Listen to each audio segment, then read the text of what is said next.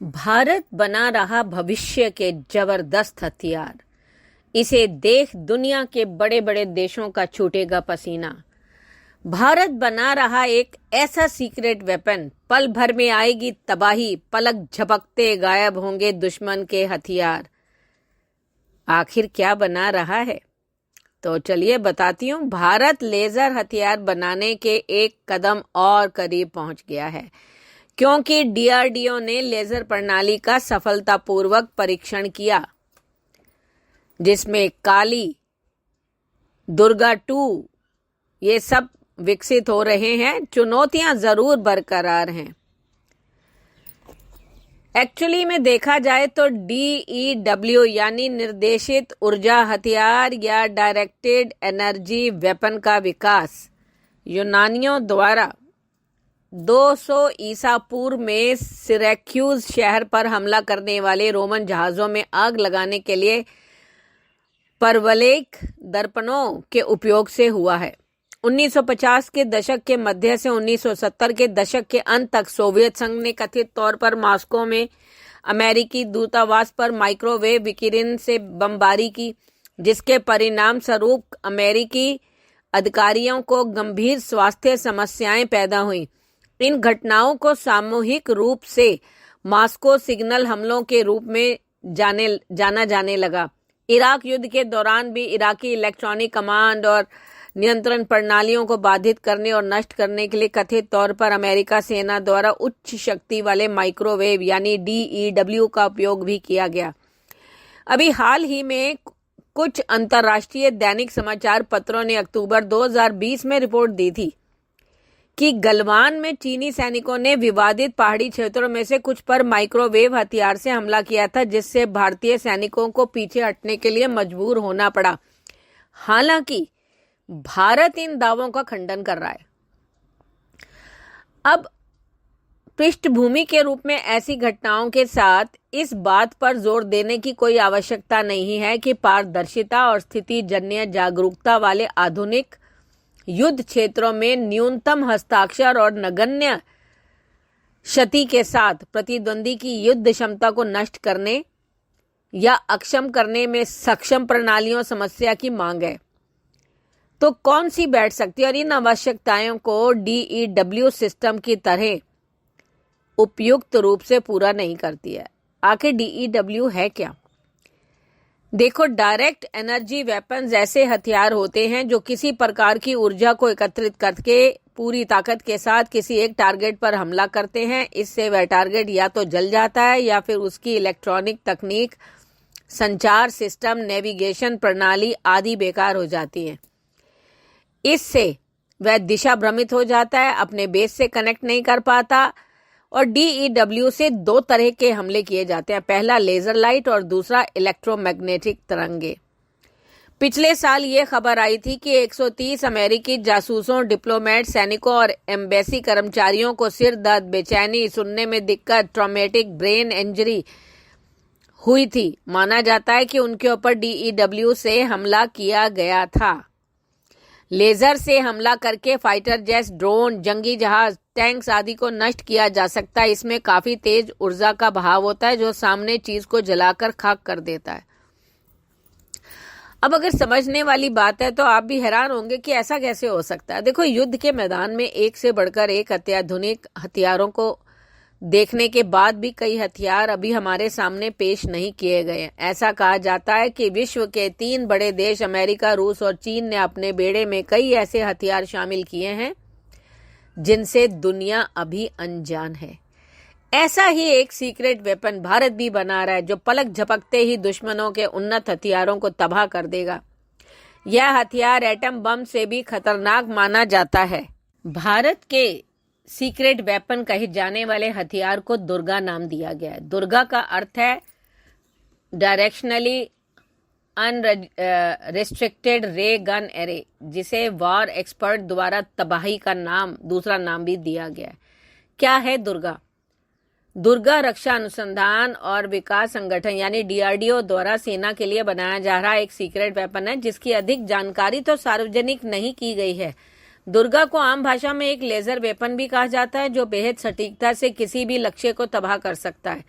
फिलहाल 100 किलोवाट और वजन में हल्के हथियार पर काम कर रहा है, जो जल्द ही सेना में सेवा के लिए उपलब्ध हो जाएगा। वहीं लेजर हथियार विकसित करने में अग्रणी प्रयोगशाला laser science and technology centre पहले से ही 25 किलोवाट लेजर वेपन डेवलप कर चुकी है। इसे टेस्ट वेपन की क्षमता 5 किलोमीटर थी। लेकिन दुर्गा कोई नई परियोजना नहीं है जो 2000 के दशक की शुरुआत में लॉन्च हुई थी। पिछले 2 दशकों के दौरान विभिन्न रिपोर्टों में इस परियोजना के अस्तित्व का उल्लेख है।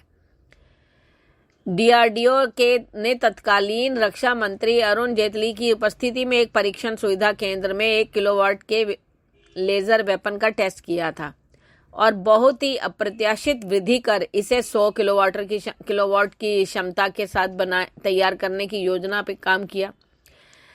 अब काम कैसे करती है दुर्गा? देखो, ब्रेकिंग डिफेंस के अनुसार लेजर तकनीक एक तरह से कांच के उपयोग से सूर्य की रोशनी को एक जगह केंद्रित करने जैसा है, जैसे एक मैग्नीफाइंग ग्लास सूर्य की रोशनी को एक जगह एकत्रित कर कागज को जला देता है।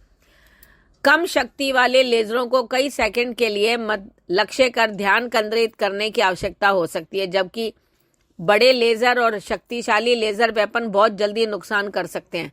तुलना के लिए एक क्रूज मिसाइल में गाइडेंस सिस्टम, वॉरहेड, ईंधन और टर्बोजेट इंजन जुड़ा रहता है, जो मिसाइल को लक्ष्य तक ले जाने में मदद करते हैं। लेजर वेपन इस क्रूज मिसाइल के गाइडेंस सिस्टम को क्षण भर में ही पिघला सकता है।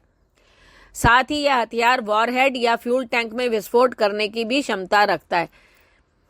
तो ऐसे में गाइडेंस सिस्टम और वॉरहेड या फ्यूल टैंक में विस्फोट होने से एरोडायनेमिकली मिसाइल अनस्टेबल होकर क्रैश हो जाती है। इनका इस्तेमाल लड़ाकू विमान, ड्रोन और हेलीकॉप्टर को गिराने में भी किया जाता है। साथ ही यह पायलट को अंधा करने की क्षमता इसे बेहद विनाशकारी बना देती है। यह लेजर सिस्टम रडार की पकड़ में नहीं आते हैं। दुर्गा लेजर तकनीक का इस्तेमाल कर दूर से आ रही किसी भी बैलिस्टिक मिसाइल को पलक झपकते ही नेस्तनाबूद कर सकता है। दुर्गा की स्पीड ना तो दुश्मन को संभलने का मौका देती है और ना ही हमले का कोई सबूत छोड़ती है। कई रिपोर्ट के मुताबिक दुर्गा का स्पीड 3 लाख किलोमीटर प्रति सेकंड तक हो सकती है, जो इसे बहुत प्रभावशाली और सटीक बना देती है।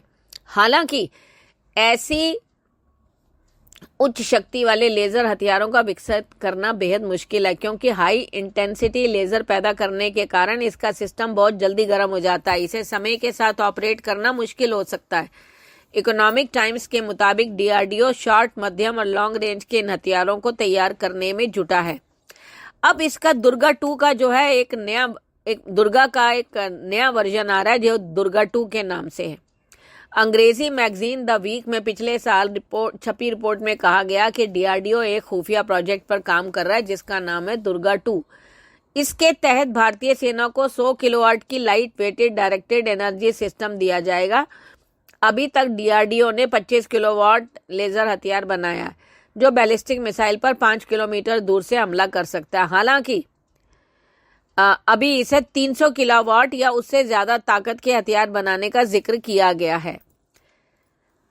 इसके बाद आता है काली, KALI। अब काली हम अपने हिसाब से उसको प्रोनाउंस कर रहे हैं, लेकिन इसका पूरा फुल फॉर्म है किलो एम्पियर लीनियर इंजेक्टर।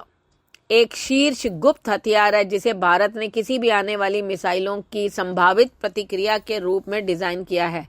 इसका उद्देश्य देश की शांति को बनाए रखना है। ऐसा माना जाता है कि हमारे पड़ोसी पाकिस्तान और चीन के पास न केवल इस हथियार के बारे में पर्याप्त जानकारी है जिस पर वे खुलकर चर्चा करने से इनकार करते हैं, बल्कि वे इससे डरते भी हैं। एक हथियार के रूप में इसकी क्षमता को समझने के लिए काली कैसे काम करता है और उसकी विशेषताओं को समझना जरूरी है। काली जो है वो 5001 मेगा इलेक्ट्रॉन वोल्ट इलेक्ट्रॉन ऊर्जा वाला एक संपदित त्वरक है। इसमें 50 से 100 nanosecond pulse time, 40 kilo ampere KA current और 40 गीगावाट GWU पावर लेवल भी है। यह प्रणाली काफी भारी भी है। काली 5000 का वजन 10 टन और काली 10,000 का वजन 26 टन है। ये बिजली के भी बहुत भूखे हैं।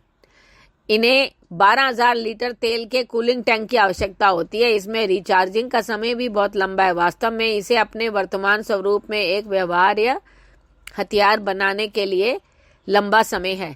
भारत के अतिरिक्त अमेरिका भी बनाने में जुटा है, जो कि सीक्रेट वेपन LOWS पर काम शुरू कर चुका है।